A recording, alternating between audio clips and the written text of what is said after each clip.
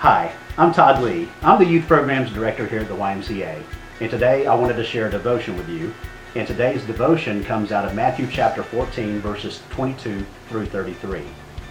To give you a little backstory, Jesus had just fed the 5,000, and he is sending his disciples off and also the crowd, because after a day of teaching he is tired and he wants to spend time praying to God.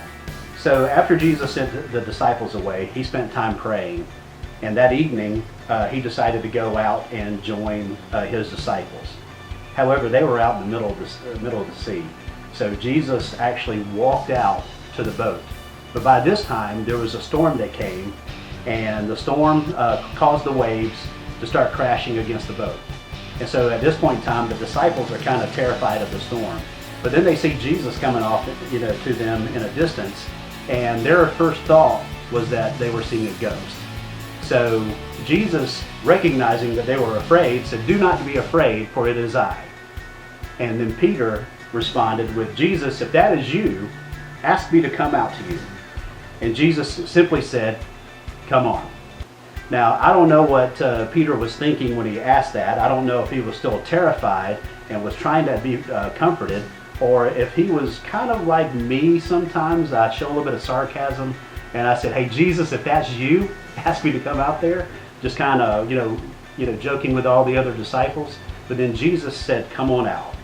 And then I would kind of imagine Peter going from this joking type of attitude to this, "What did you ask me to do?" But when Jesus said, "Come on," Peter got out of the boat and was walking on water as he was facing Jesus and looking at Jesus. But much like most of us, Peter started noticing that there was a storm around him, and then he started to sink. And he cried out to Jesus, "Lord, please save me."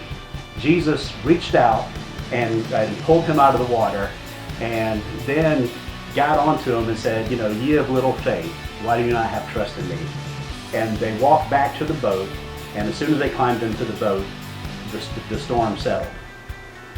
So what I believe this devotion and what the Word is telling us today is that no matter what storm comes our way, we need to have our hearts and minds and our eyes focused on Jesus.